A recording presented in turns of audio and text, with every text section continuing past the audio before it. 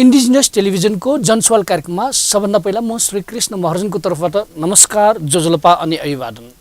आजको जनसवाल कार्यक्रममा हामीले नेपालका आदिवासी जनजातिहरूको मुद्दा र विशेष गरी आदिवासी जनजातिले अबको अवस्थामा पहिचानको मुद्दा कसरी उठाइरहेका छन् र आदिवासी जनजातिको यो पहिचानको मुद्दा साँच्चै कमजोर भएको हो कि या के भइरहेको हो त, यी विषयमा केन्द्रित भएर कुराकानी गर्नका लागि आदिवासी जनजाति राष्ट्रिय आन्दोलनका प्रवक्ता अनि नेपाल आदिवासी जनजाति महासङ्घका पूर्व महासचिव समेत रहनुभएका प्राध्यापक डाक्टर ओम गुरुङलाई आमन्त्रण गरेका छौँ। उहाँसँग अब कुराकानीतर्फ लागौँ। डाक्टर ओम गुरुङजी, जोजोलपा नमस्कार। जोजोलपा नमस्कार मेरो तर्फबाट।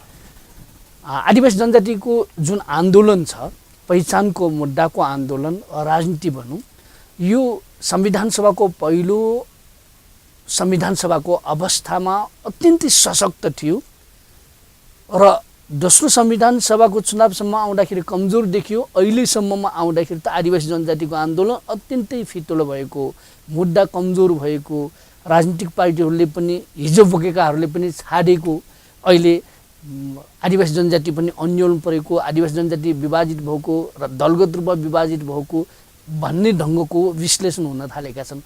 तपाईँ आदिवासी जनजातिका अगुवा, विगतमा महासङ्घका महासचिव समेत रहनुभएका, अहिले पनि पछिल्लो समयमा पनि यो आदिवासी जनजाति राष्ट्रिय आन्दोलनका प्रवक्ता समेत रहनुभएको व्यक्तिको हिसाबले तपाईँको आँखाबाट हेर्दाखेरि कस्तो पाउनुभएको छ? धन्यवाद श्रीकृष्णजी, यो प्रश्नको लागि। अत्यन्तै महत्त्वपूर्ण, समसामयिक र अति चाहिँ संवेदनशील प्रश्न उठाउनु भएको छ। यसको लागि म तपाईँलाई चाहिँ धन्यवाद दिन चाहन्छु। वास्तवमा तपाईँले सोध्नुभएको प्रश्नहरूलाई चाहिँ विश्लेषण गरेर हेर्दाखेरि हिजोको दिनमा आदिवासी जनजातिहरूको आन्दोलन जसरी एउटा सशक्त रूपमा उत्कर्षमा पुगेको थियो र त्यो उत्कर्षमा पुगेको आन्दोलनले जुन किसिमको एउटा सफलता प्राप्त पनि गरेको थियो र त्यसबाट चाहिँ तपाईँको अपेक्षाकृत रूपमा नभए पनि कमसेकम आदिवासी जनजातिका हक अधिकार सम्बन्धी, पहिचान सम्बन्धी धेरै कुराहरू, धेरै मुद्दाहरू हरेक क्षेत्रमा सुनवाई समेत भएको थियो। राजनीतिक वृत्तमा, सामाजिक क्षेत्रमा, अन्तर्राष्ट्रिय समुदायको बिचमा, यहाँको नागरिक समाजहरूको चाहिँ बिचमा, त्यसै गरी चाहिँ सञ्चारकर्मीहरू, बुद्धिजीवीहरूले समेत जसरी यसलाई चाहिँ तपाईँको एउटा भनौँ एउटा डिस्कर्सको रूपमा, होइन, यसलाई संवादको रूपमा, यसलाई राजनीतिक चाहिँ मुद्दाको रूपमा लिएका थिए, अहिले ती सबै कुराहरू अलि ओझेलमा परेको जस्तो हुन्छ, ओझेलमा परेको पनि छ र यसका कारणहरू पनि छन्। यसका कारणहरू छन्, त्यो त्यसै चाहिँ तपाईँको अहिलेको स्थितिमा आएको होइन। हिजोको दिनमा के थियो भनेदेखि जनजाति महासङ्घ पनि असाध्यै चाहिँ तपाईँको एउटा सशक्त र एउटा चाहिँ बलियो सङ्गठनको रूपमा स्थापित भएको थियो। त्यति बेलाको राजनीतिक परिस्थिति पनि भिन्न थियो। जुन बेलामा म आदिवासी जनजाति महासङ्घको महासचिव भएँ, त्यति बेलामा चाहिँ तपाईँको देशमा एउटा ठुलो राजनैतिक आन्दोलन चाहिँ सुरु भयो, 62-63 को जनआन्दोलन। र त्यो बेलामा नेपालका सबै जनताहरू निरङ्कुश, एकात्मक र केन्द्रीकृत राज्य सत्ताको विरोधमा चाहिँ खनिएका थिए र हामी आदिवासी जनजातिहरू पनि त्यति बेलाको जनआन्दोलनमा सरिक भयौँ। सरिक मात्र भएनौँ, हामी सशक्त रूपमा सहभागी पनि भयौँ र हाम्रो भूमिका अत्यन्त अहम रह्यो, अत्यन्त गहन रह्यो र सबैका सामु त्यो भूमिका एकदम चाहिँ तपाईँको छर्लङ्ग देखिने किसिमको थियो। र त्यो चाहिँ तपाईँको बेलामा हामीले हाम्रा जुन मुद्दाहरू उठायौँ, हाम्रो चाहिँ एउटा भिन्न पहिचान सहितको आन्दोलन र त्यो आन्दोलनले हामीले जुन किसिमको मुद्दाहरू उठाइयो, पहिचानको मुद्दा उठाइयो, राज्य पुनर्संरचनाको मुद्दा उठाइयो, समावेशिताको मुद्दा उठाइयो, समानुपातिक प्रतिनिधित्वको उठाइयो, भाषिक चाहिँ तपाईँको स्वतन्त्रता, धार्मिक स्वतन्त्रताको कुराहरू उठाइयो, सांस्कृतिक जुन कुराहरू चाहिँ हामीले उठाइयो, ती सबै चाहिँ सशक्त रूपमा उठाइयो र त्यति बेलाका राजनैतिक दलहरूले हामीले उठाएका मुद्दाहरूलाई आत्मसात गरे। जनयुद्धको बेलामा नेकपा माओवादी, तत्कालीन नेकपा माओवादीले सञ्चालन गरेको जनयुद्ध र जातीय मुक्ति आन्दोलनको मुद्दा पनि एउटा चाहिँ तपाईँको त्यो जनजाति पहिचान र अधिकारकै मुद्दा थियो। त्यसबाहेकका अरू चाहिँ विभिन्न चाहिँ खालको चाहिँ जनआन्दोलनहरूमा पनि हाम्रा मुद्दाहरू स्थापित भए। जनजाति आफैले पनि त्यो मुद्दा उठाए, अरू पनि चाहिँ तपाईँको सामाजिक सङ्घ संस्था लगायत राजनैतिक दलसँग आबद्ध भएका जातीय मोर्चाहरूले पनि ती मुद्दाहरू उठाए र जनताको जुन बलिदानी पूर्णी योगदान बल र योगदानबाट त्यति बेलाको निरङ्कुशतन्त्र एकात्मक र केन्द्रीकृत राज्य सत्ता पराजित भयो। देशमा चाहिँ तपाईको सङ्घीय लोकतान्त्रिक गणतन्त्र स्थापना भयो है। त्यति बेला जुन पहिलो संविधान सभाको निर्वाचन हुनुभन्दा अगाडि एउटा अन्तरिम संविधान बन्यो। त्यो संविधानमा पनि आदिवासीले उठाएका चाहिँ जातीय पहिचान र पहिचानको आधारमा राज्य पुनर्संरचना सबै जाति वर्ग लिङ्ग क्षेत्र है भाषा को चाहिँ आधारमा भएको सबै विभेदहरूको अन्त्य गरेर अग्रगामी राज्य संरचना पुनर्स्थापना गर्ने भन्ने खालको कुरालाई सुनिश्चित गरेको त्यति बेलाको अन्तरिम संविधानले। त्यसकै आधारमा संविधान सभाको पहिलो निर्वाचन भयो। पहिलो निर्वाचनमा पनि जनजातिका पहिचान सहितको मुद्दा उठाउने जनजातिका प्रतिनिधिहरू धेरै नै विजित भए है। निर्वाचनमा चाहिँ विजय भएर आए, उनीहरू चाहिँ चुनिए र उनीहरूले पनि चाहिँ तपाईको संविधान सभामा जनजातिले उठाएका मुद्दाहरूलाई सशक्त रूपमा उठाए। यता जनजाति महासङ्घ पनि बोलियो थियो त्यति बेला, उसले पनि चाहिँ सडकमा चाहिँ उठाउने, जनजातिका समुदायहरूबाट प्रतिनिधित्व गर्ने सभासदहरूले चाहिँ सदनभित्र उठाउने। त्यस्तै चाहिँ अरू पनि माओवादी लगायतका अरू एउटा चाहिँ क्रान्तिकारी शक्तिहरूले पनि त्यो जनजातिका पहिचानका मुद्दाहरू उठाइदिने गर्दाखेरि संविधान सभामा ती चाहिँ जातीय पहिचान सहितको राज्य पुनर्संरचनाको मुद्दा एकदम चाहिँ तपाईको चर्को रूपमा उठ्यो, त्यो प्रखर रूपमा उठ्यो, त्यो स्थापित पनि भयो। र त्यसकै आधारमा संविधान सभाको चाहिँ जुन राज्य पुनर्संरचना र राज्य शक्तिको बाँडफाँड समितिले जुन किसिमको प्रस्ताव ल्यायो राज्य पुनर्संरचना सम्बन्धी, त्यसले पनि पहिचान र सामर्थ्यको आधारमा यो चाहिँ सङ्घीय प्रदेशहरूको नामाकरण हुनुपर्छ भन्ने खालको चाहिँ तपाईको प्रस्तावहरू प्रतिवेदनहरू तयार पार्यो। त्यसपछि भएको चाहिँ राज्य पुनर्संरचना उच्च स्तरीय सुझाव आयोगले पनि त्यसैलाई चाहिँ तपाईको आधार मानेर फेरि राज्य पुनर्संरचना गर्दा पहिचान र सामर्थ्यलाई मुख्य आधार बनाउनुपर्छ भन्ने खालको चाहिँ तपाईको सिफारिसहरू गर्यो, सुझावहरू दियो। त्यो पनि झनै झन् तपाईको बलियो भयो। त्यसले गर्दाखेरि जनजातिको आन्दोलन, सभासदहरूको भूमिका, त्यसरी चाहिँ तपाईको राजनैतिक दलहरूको प्रतिबद्धता, त्यसपछि अन्तरिम संविधानको भावना, त्यसको चाहिँ मर्म, अनि त्यसरी चाहिँ तपाईको यो चाहिँ समितिहरूले दिएका चाहिँ प्रस्तावहरू सिफारिसहरू सबैले गर्दाखेरि अब चाहिँ तपाईको संघीयता सहितको चाहिँ पहिचान सहितको संघीयता आउने भयो र संघीयता सहितको संविधान आउने भयो, जसले पहिचानलाई राज्य पुनर्संरचनाको मुख्य आधार बनाउँछ भन्ने खालको विश्वास, जनविश्वास हामीले गरेका थियौँ। संविधान सभामा चाहिँ तपाईको पहिचानको आधारमा राज्य पुनर्संरचनाको एउटा निर्माण हुनुपर्छ भन्ने पक्षधरहरूको पनि बहुमत थियो। बहुमत मात्र थिएन, झन्डै 2/3 बहुमत नै चाहिँ थियो उनीहरूको। पहिलो संविधान सभाको पहिलो निर्वाचनले गठन गरेको संविधान सभामा। त्यसले गर्दाखेरि त्यो खालको सबै माहौलहरू पहिचानको पक्षमा भएको हुनाले यो चाहिँ तपाईको समावेशी लोकतन्त्र हुने भयो, पहिचान सहितको संघीयता हुने भयो, एकै संघीयता सहितको फेरि चाहिँ तपाईको संविधान हुने भयो। अब त्यही जारी हुन्छ भन्ने कुरा हामीले जुन आशा गरेका थियौँ, तर त्यो भएन। जनताले जुन अपेक्षा गरेको थियो अपेक्षामा कुथराघात भयो। राजनैतिक दलहरूले बेइमानी गरे, उनीहरूले चाहिँ तपाईको एउटा गैर राजनैतिक चरित्र देखाए र त्यसको मूल कारण एकले अर्कालाई दोस्रो पनि त गरे। जस्तो एमाले माओवादीलाई लगाए दोष, यो चाहिँ संविधान सभा चाहिँ तपाईको आउन नसक्नुमा है। अनि त्यसरी चाहिँ तपाईँ माओवादीले काङ्ग्रेसलाई लगाए, काङ्ग्रेसले एमाले र माओवादीलाई लगाए र समग्रमा फेरि जनजातिलाई लगाए। त्यसले गर्दाखेरि संविधान जारी हुने बेलामा चाहिँ तपाईको त्यो जातीय मुद्दाकै कारणले गर्दाखेरि संविधान जारी हुनुभन्दा संविधान सभा झन् विघटन भयो है। त्यस्तो स्थिति भयो। तैपनि तपाईँको भनाइ चाहिँ त्यो पहिलो संविधान सभा विघटन हुनु भनेको नै यो पहिचानको आदिवासी जनजातिको मुद्दाको सन्दर्भमा सम्बोधन गर्ने कि नगर्ने भन्ने विषयमा नै केन्द्रित थियो। मूल कुरो त्यही थियो। किनभनेदेखि त्योसँग पहिचानसँग हामीले खालि सिर्फ पहिचान मात्रै मागेका थिएनौँ, पहिचानको आधारमा राजनैतिक अधिकार पनि मागेका थियौँ। त्यो अधिकार भनेको हाम्रो चाहिँ तपाईँको एउटा पूर्ण समावेशी खालको समानुपातिक निर्वाचन प्रणाली हुनुपर्छ। त्यसरी चाहिँ तपाईँको सबै राज्यको अङ्ग र सबै तहहरूमा समानुपातिक प्रतिनिधित्व हुनुपर्दछ है। र संविधान सभाको निर्वाचनकै बेला पनि र संविधान सभापछि अरू हुने निर्वाचनमा पनि जो चाहिँ तपाईँको समानुपातिक प्रतिनिधित्वको आधारमा चाहिँ तपाईँको निर्वाचित भएर आउन सक्दैन, त्यस्ता थोरै जनसङ्ख्याका भएका आदिवासी जनजाति लगायतका अन्य उपेक्षित उत्पीडित वर्ग समुदायको पनि ती चाहिँ राज्यका अङ्गमा न्यूनतम 1 प्रतिनिधित्व हुनुपर्छ भन्ने खालको हाम्रो चाहिँ माग थियो है। त्यो पहिचान, त्यो खालको चाहिँ तपाईँको राजनैतिक अधिकारको माग, यी सबैले गर्दाखेरि के लाग्यो भनेदेखि तपाईँको राजनैतिक दलहरूलाई अब यो चाहिँ तपाईँको समानुपातिक समावेशी चाहिँ तपाईँको यो प्रतिनिधित्वको सवाल उठिएको छ, पहिचानको आधारमा चाहिँ राज्यको पुनर्संरचना हुँदै थियो। यो भयो भने त हामीले त ठुलो चिज गुमाउने भयौँ। अब अधिकार जति जनजातिले लैजाने भयो है। अब अधिकार चाहिँ तपाईँको अर्काको हातमा गइसकेपछि हामी त चाहिँ तपाईँको अधिकारविहीन भए जस्तो अनुभूति हुने भयो। उनीहरूले राज्यमा एकात्मक राज्यमा जसरी हालिमुहाली गरेका थिए, एउटा जाति एउटा वर्ग एउटा क्षेत्र एउटा लिङ्गले जसरी हालिमुहाली गरेका थिए राष्ट्रिय राजनीतिको नाममा, त्यो त नहुने भयो। त्यस कारणले यो चाहिँ खालको संविधान जारी गर्नुभन्दा बरु संविधान सभा नै विघटन गरेर अर्को चाहिँ तपाईँको खालको माहौल सुरु गर्ने, त्यसपछि पहिचानवादीलाई हराउने भन्ने खालको चाहिँ उनीहरूको षड्यन्त्र भयो।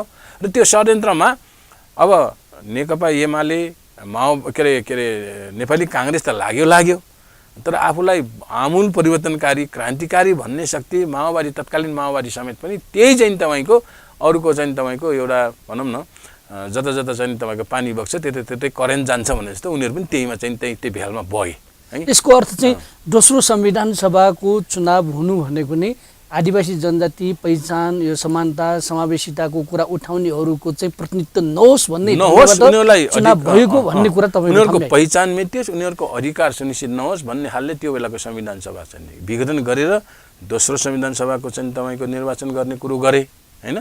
दोस्रो संविधान सभाको निर्वाचन पनि गराए है। त्यसपछि राजनीतिक चाहिँ तपाईँको शक्ति सबै खालको चाहिँ तपाईँको प्रशासनिक शक्ति त एकछिन त चाहिँ तपाईँको कर्मचारी तन्त्रमा सीमित भयो नि, त्यहाँ गयो नि। त्यसपछि त्यो गएपछि त्यसले चाहिँ संविधान सभाको निर्वाचन त गरायो, तर सबै चाहिँ तपाईँको दल बल शक्ति चाहिँ राष्ट्रिय अन्तर्राष्ट्रिय शक्ति स्रोत सबै खर्च गरेर पहिचानको पक्षधरहरूलाई जसरी हुन्छ हराउने है, अथवा जनजातिका अनुहारका मान्छे त धेरै ल्याउने, तर कस्ता ल्याउने त भन्दाखेरि दलहरूकै भारी बोक्ने, दलहरूकै चाहिँ तपाईँको ताबेदारी गर्ने, उनीहरूकै स्वार्थ उनीहरूकै चाहिँ राजनीतिक नारा बोकेर चाहिँ हिँड्ने, जनजाति चाहिँ अथवा आफ्नो समुदायप्रति उनीहरूको कुनै किसिमको चाहिँ तपाईँको जिम्मेवारी नहुने अथवा त्यतिप्रति उत्तरदायित्व हुनु नपर्ने खालका व्यक्तिहरूलाई चाहिँ तपाईँको छानी उनीहरूले चाहिँ तपाईँ त्यसरी चाहिँ संविधान सभाको दोस्रो निर्वाचनमा अगाडि सारे। हामीले चाहिँ मागेको समानुपातिक समावेशीको कुरो पनि एकदम कमजोर बनाउने गए। त्यस पछाडि तपाईँको अब जनजातिका जुन खालको शक्तिहरू थिए त्यसलाई छिन्नभिन्न बनाए, राजनैतिक चाहिँ तपाईँको प्रभावमा पारे, उनीहरूलाई राजनैतिक चाहिँ तपाईँको सबै चाहिँ खेमाहरूमा विभाजित गराइदिए।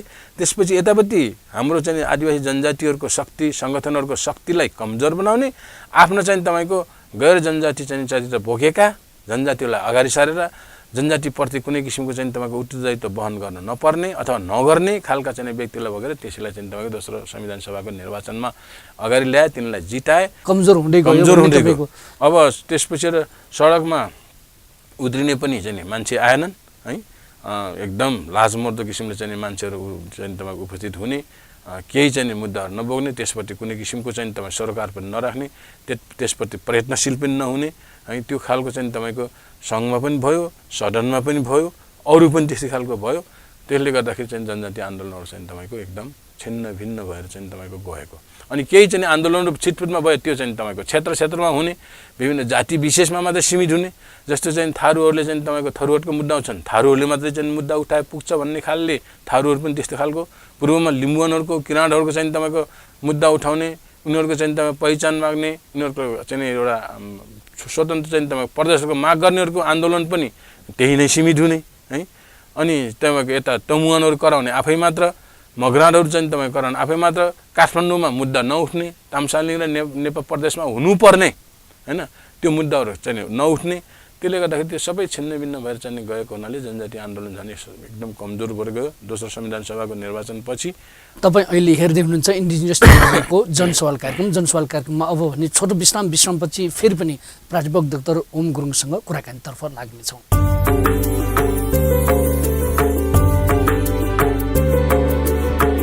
झिगु तजिलजी सम्पदा संस्कृति खलाबला नुगु पुलागु ने नेवा ख्या थिथि बुख मनोरञ्जन यादव नेवाला निया निथ सनिलया खुता त्या ताइले सुथसिया न्याता त्या ताइले निनेसिया झिन्निता ताइले स्वेगु लोमंका दिमते नेवाला।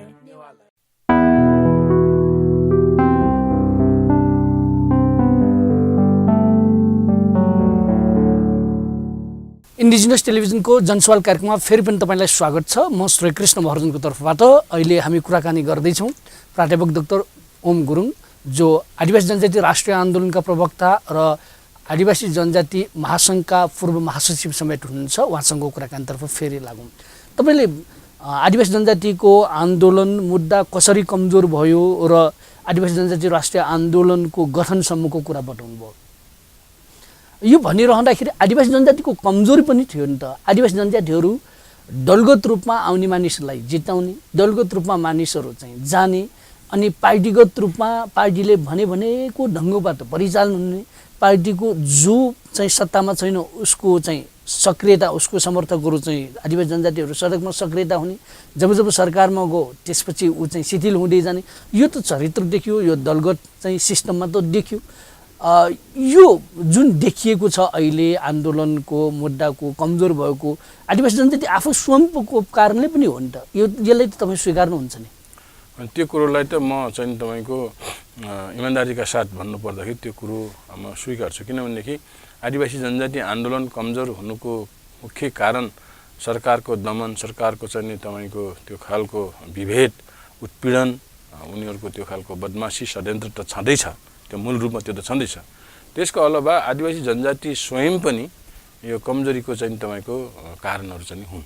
किनभनेदेखि मैले अघि पनि भने कि आदिवासी जनजाति आन्दोलनमा हिजोदेखि लागेका सशक्त रूपमा चाहिँ तपाईँको आन्दोलनका मुद्दाहरू उठाएका, नेतृत्व समेत चाहिँ गर्न चाहिँ पुगेका मान्छेहरू, व्यक्तिहरू, जिम्मेवार चाहिँ तपाईँको व्यक्तिहरू, सचेत व्यक्तिहरू नै आदिवासी जनजातिको आन्दोलनप्रति भन्दा राजनैतिक दलको स्वार्थप्रति, उनीहरूको चाहिँ तपाईँको एउटा भनौँ न मुद्दाप्रति बढी चाहिँ तपाईँको लग्गु हुने, त्यतैपट्टि बढी चाहिँ तपाईँको समय दिने, त्यसले गर्दाखेरि चाहिँ तपाईँको आदिवासी जनजातिको आन्दोलनलाई चाहिँ कमजोर हुनु त्यसले पनि ठुलो काम गरेको छ। अब तपाईँहरूको चाहिँ जुन चाहिँ आदिवासी जनजाति राष्ट्रिय आन्दोलन छ नि, त्यो आन्दोलन 2071 सालमा तपाईँहरूले गठन गर्नुभयो। त्यसपछि अहिले पछिल्लो समयमा त्यस्तो खासै गतिविधि देखिएन। अब फेरि तपाईँहरू यो चाहिँ चलायमान बनाउनुको लागि, यसलाई क्रियाशील बनाउनुको लागि लागि पर्नु भएको छ। यस्तो अवस्थामा पनि अब चाहिँ दलगत रूपमा विभाजित आदिवासी जनजातिहरू, तर उहाँहरूलाई चाहिँ अब सङ्गठित पारेर आदिवासी जनजातिको मुद्दालाई अझ चाहिँ अगाडि लानुको लागि चाहिँ तपाईँहरू तयारीमा हुनुहुन्छ। अब कसरी जानुहुन्छ तपाईँहरू? अब मैले अघि पनि भने, जब चाहिँ आदिवासी जनजाति राष्ट्रिय आन्दोलन नेपालको गठन भयो र त्यो राष्ट्रिय आन्दोलनले पहिचान, समावेशिता, सङ्घीयता, समानुपातिक प्रतिनिधित्वको मुद्दालाई लिएर देशव्यापी रूपमा पहिचान आन्दोलन पनि गरेको थियो र त्यो सशक्त रूपमा व्यापकीकरण पनि भएको थियो। त्यसमा चाहिँ जनसमर्थन पनि निकै चाहिँ जुट्या थियो। विदेशमा बसेका आदिवासी जनजातिहरूले पनि त्यो आन्दोलनप्रति ठुलो समर्थन जनाए, ठुलो सहयोग पनि गरे, आर्थिक हिसाबले पनि, नैतिक हिसाबले, भौतिक हिसाबले। त्यो आन्दोलन राम्रै चाहिँ भएको थियो। त्यो अचानक त्यही बेलामा चाहिँ तपाईँको 72 सालको चाहिँ तपाईँको भूकम्प, महाभूकम्प, विनाशकारी भूकम्प आयो।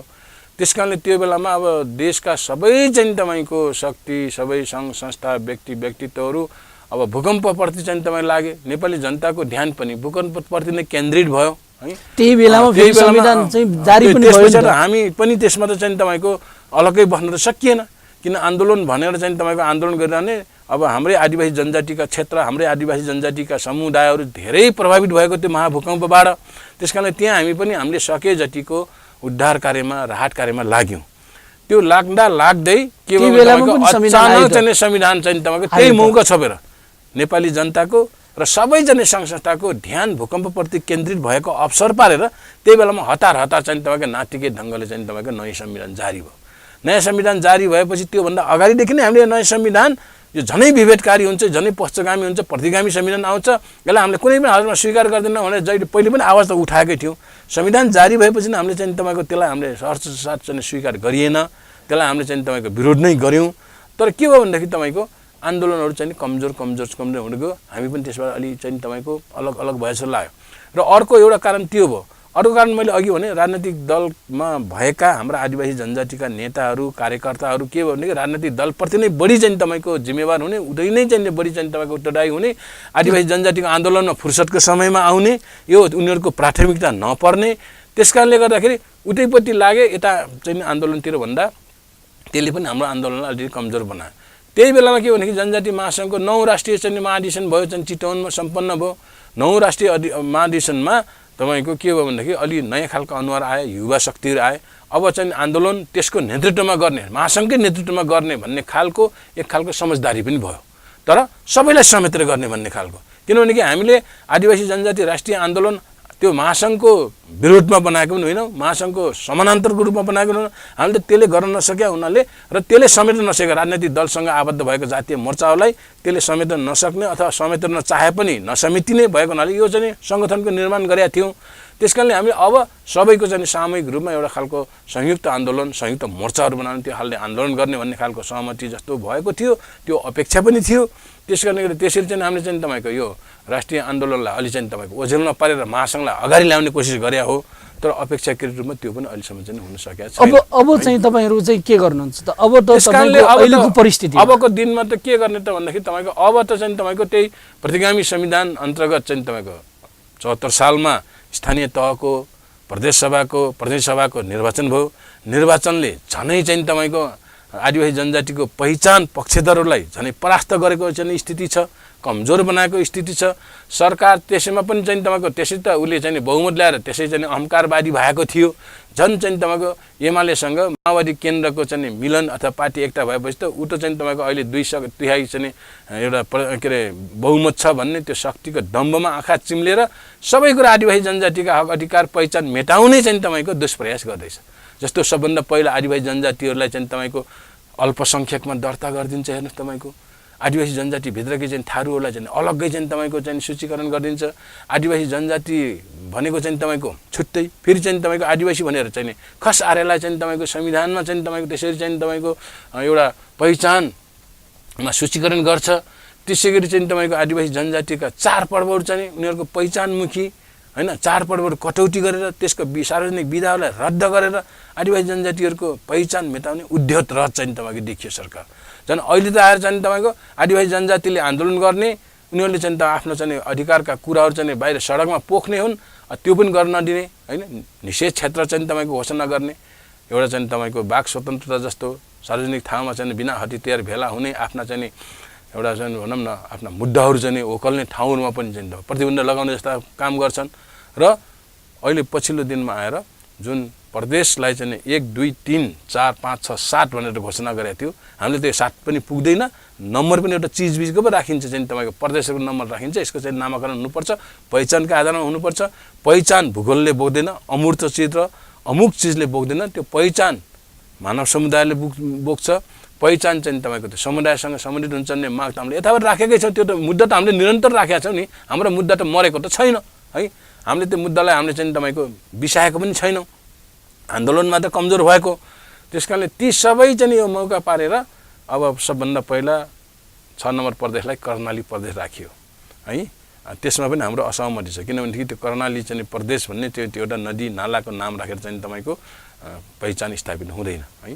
अनि त्यसरी अहिले चाहिँ तपाईँको 4 नम्बर प्रदेश हो, त्यसलाई गण्डकी प्रदेश राखिदियो। हेर्नुहोस्, यसमा पनि तपाईँहरूको असहमति भयो। यो त झन् हाम्रो व्यापक असहमति भयो। कमसेकम 6 नम्बर प्रदेशमा त आदिवासी जनजातिहरूको बाहुल्यता कम छ, त्यहाँका चाहिँ सबै समुदायले कर्णाली भनेर चाहिँ गरे होला नि, त्यो एउटा कुरा।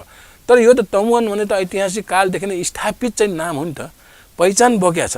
र तमुवानभित्र बस्ने तमुले मात्र होइन, त्यहाँ बस्ने सबै समुदायले तमुवान हुँदामा यो क्षेत्रलाई एकदम चाहिँ तपाईँको राम्रो चाहिँ तपाईँको संस्कृति र सभ्यता, यहाँको सबैको चाहिँ जातीय पहिचान समेत पनि यसले चाहिँ झल्काउँछ, यो चाहिँ ठिक छ भनेर त्यहाँ सहमति भइसकेको छ। पोखरामा भएको चाहिँ तपाईँको ठुलो राष्ट्रिय सभा चाहिँ सम्मेलन भएको थियो 69 सालमा 69 सालमा, त्यसले पनि पास गरेको छ हाम्रो चाहिँ आदिवासी जनजातिहरूको। त्यहाँका इभेन आदिवासी जनजातिप्रति संवेदनशील, उनीहरूप्रति चाहिँ तपाईँको एउटा भनौँ न सद्भाव राख्ने त्यस्तो खालका चाहिँ अरू गैर आदिवासी जनजातिहरूले पनि त्यसलाई चाहिँ समर्थन गरेको छ। तर अहिले आदिवासी जनजातिकै चाहिँ अग्रजहरू, तमुकै चाहिँ तपाईँको के अरे समुदायकै एउटा चाहिँ तपाईँको व्यक्तिलाई मुख्यमन्त्री बनाउने, तमुकै एउटा व्यक्तिलाई त्यो प्रदेशको चाहिँ इन्चार्ज बनाउने, अनि उनीहरू मार्फत चाहिँ तपाईँको तमुवान होइन गण्डकी चाहिँ राख्नुपर्छ है। अनि उनीहरूकै प्राज्ञहरूलाई बोल्न लगाउने, विद्वानहरूलाई। र हाम्रा विद्वान आफ्नो समुदायको पहिचान, आफ्नो समुदायको चाहिँ हक हित स्वार्थभन्दा अरू चाहिँ तपाईँको राजनैतिक दलहरूको चाहिँ एउटा स्वार्थ, उनीहरूको चाहिँ नारा मुद्दा बोकेर यो त गण्डकी भनेको पनि पहिचान झल्काउने हो, मगरको भाषाबाट राखिएको नाम हो भनेर चाहिँ तपाईँको त्यो खालको अपव्याख्या गरिदिने है। अनि चाहिँ तपाईँको गन्दगी सबैलाई समेट्ने खालको चाहिँ ऊ भनेर चाहिँ तपाईँको त्यो खालको चाहिँ तपाईँको राजनीतिक एउटा भनौँ न एउटा दलाली गर्ने अनि मुख्यमन्त्रीले त्यसलाई चाहिँ बाहिरी रूपमा अलिकति चाहिँ तपाईँको समर्थन गरे जस्तो होइन अलि पहिचान त केही न केही झुन्ड्याउनु पर्छ भने जस्तो गर्ने तर त्यसप्रति कुनै किसिमको अडान नलिने है त्यसरी चाहिँ तपाईँको आदिवासी जनजातिले आदिवासी जनजातिहरूलाई नै धोका दिने काम भइराखेको छ कि जुन अहिले नै धोका दिने काम भइराखेको छ अहिलेको अवस्था देखियो। यस्तो अवस्थामा तपाईँहरू आदिवासी जनजाति यो राष्ट्रिय आन्दोलन अब के गर्न चाहन्छ त छोटोमा? त्यस कारणले गर्दाखेरि यस्ता खालका गैर चाहिँ तपाईँको राजनीतिक चिन्तन चरित्र बोक्ने हाम्रै आफ्नै समुदायहरू पनि जनजातिप्रति कुनै किसिमको चाहिँ तपाईँको एउटा संवेदनशील नहुने उत्तरदायित्व वहन नगर्ने कुनै किसिमको चाहिँ तपाईँको प्रतिबद्धता नजनाउने जनाएर पनि त्यसलाई चाहिँ तपाईँको विश्वासघात गर्ने विश्वासघातीहरू चाहिँ हाम्रो आदिवासी जनजातिहरू छन्। तिनीहरूकै चाहिँ कारणले गर्दा पनि यो अहिले चाहिँ आदिवासी जनजातिहरूको पहिचानहरू उनीहरूको मुद्दाहरू अधिकारहरू चाहिँ अलिकति ओझेलमा परेको छ। त्यस कारणले तिनलाई एक किसिमको खबरदारी गर्ने र चाहिँ जो त्यसप्रतिको जुन विरोध आवाज अहिले चाहिँ तपाईँको 4 नम्बर प्रदेशको 11 जिल्लामा उठ्यो है त्यसको कामले चाहिँ तपाईँ 25 गते त्यसलाई चाहिँ नेपाल बन्द गऱ्यौँ। त्यो घोषणा गरेको 22 गतेको असार 22 गते त्यसलाई कालो दिवसको रूपमा चाहिँ घोषणा गरियो र देशव्यापी रूपमा त्यसको विरोध भइसक्यो। त्यस कारणले जनताहरू उठेको बेला जनजातिहरू अलि सचेत भएर अलि आफ्नो पहिचानप्रति बढी चाहिँ तपाईँको गम्भीर भएर लागिरहेको बेलामा अब आदिवासी जनजाति राष्ट्रिय आन्दोलनले पनि त्यसमा चाहिँ तपाईँको त्यसलाई अझ सङ्गठित गराएर त्यसलाई अझै सचेत बनाएर देशव्यापी रूपमा आन्दोलन गर्नु छ।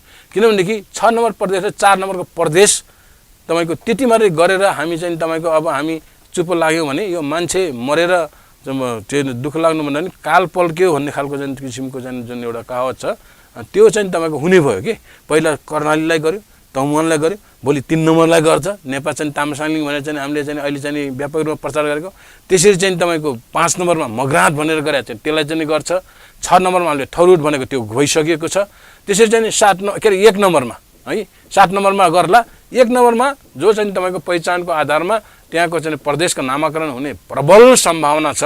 त्यहाँका चाहिँ झन् आम जनसमर्थनहरू चाहिँ तपाईँको प्राप्त भइरहेको बेलामा पनि त्यहाँ पनि चाहिँ तपाईँ घुसपैठ गरेर फेरि चाहिँ आदिवासी जनजातिकै चाहिँ तपाईँको त्यहाँ सबै नेतृत्वहरू छन्। त्यो 1 नम्बर प्रदेशमा सबै चाहिँ राई लिम्बू होइन त्यसपछि किनार सुनार सबैको चाहिँ तपाईँको जुन मुख्य राजनैतिक दलका जुन इन्चार्जहरू नेताहरू त्यहाँ पनि जनजाति छन् तर तिनीलाई बोल्न लगाउँछन्। अहिलेसम्म तिनीहरू बोलेका छैनन्। कमसेकम बाहिरी रूपमा चाहिँ उनीहरूले समर्थन देखाएका छन् अनि पहिचानको आधारमा हुनुपर्छ भन्ने भोलि तमुवानको चाहिँ तपाईँको त्यो उदाहरण दिएर तमुवानको चाहिँ नक्कल गर्न लगाएर त्यही कुरो चाहिँ तपाईँको 1 नम्बर प्रदेशमा बोल्न लगाउँछन्।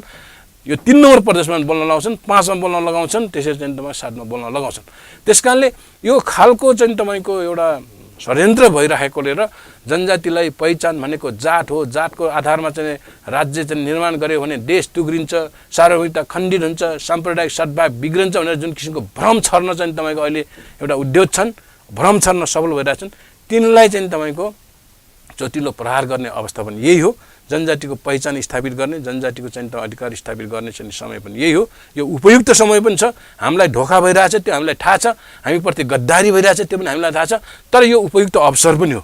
त्यसकारण यो अवसरलाई आदिवासी जनजाति राष्ट्रिय आन्दोलनले जनजातिहरूको पहिचान र अधिकारको पक्षमा एउटा चाहिँ उपयोग गर्न चाहन्छ त्यो गर्न प्रतिबद्ध छ। त्यसैले हामीले भोलि पर्सि नै एउटा चाहिँ तपाईँको बृहत चाहिँ तपाईँको मिटिङ राखेर बैठक राखेर अब फेरि जनजाति राष्ट्रिय आन्दोलनलाई आदिवासी जनजाति राष्ट्रिय आन्दोलनलाई सशक्त गर्ने त्यसलाई सङ्गठित गर्ने अझै त्यसलाई चाहिँ तपाईँको एक्टिभ सक्रिय बनाउने र आन्दोलनलाई चाहिँ तपाईँको देशव्यापी रूपमा परिचालन गर्ने छरिएर बसेका जनजातिका शक्तिहरूलाई गोलबन्द गर्ने जनजातिका सङ्घ संस्थाहरूलाई एक ठाउँमा ल्याउने जनजाति चाहिँ तपाईँको जुन जातीय मोर्चाहरू छन् विभिन्न राजनैतिक दल छ तिनीहरूलाई पनि हामीले चाहिँ तपाईँको मोबिलाइज गर्ने सञ्चालन गर्ने त्यसै स्वतन्त्र रूपमा रहेका व्यक्ति बुद्धिजीवीहरू चाहिँ सञ्चारकर्मी सबैलाई चाहिँ सङ्गठित गरेर एउटा चाहिँ तपाईँको राष्ट्रिय आन्दोलनको आदिव्यूहरू ल्याउने उद्देश्यले हामीले चाहिँ आदिवासी जनजाति राष्ट्रिय आन्दोलनलाई अगाडि चाहिँ लग्न खोजिएको छ। प्राध्यापक डाक्टर ओम गुरुङजी तपाईँले यति धेरै कुरा बताउनुभयो र आफ्नो समय दिनुभयो यसको लागि धन्यवाद। फेरि भेट होला। नमस्कार। ल मैले पनि तपाईँको यो इन्डिजिनियस टेलिभिजन मार्फत मेरा भावना कुराहरू आदिवासी जनजाति समक्ष र गैर आदिवासी जनजातिहरूको अगाडि पनि जुन प्रस्तुत गर्ने मौका दिनुभयो त्यसको लागि म तपाईँलाई चाहिँ धन्यवाद दिन चाहन्छु। जोजोलपा नमस्कार। नमस्कार। छाजल।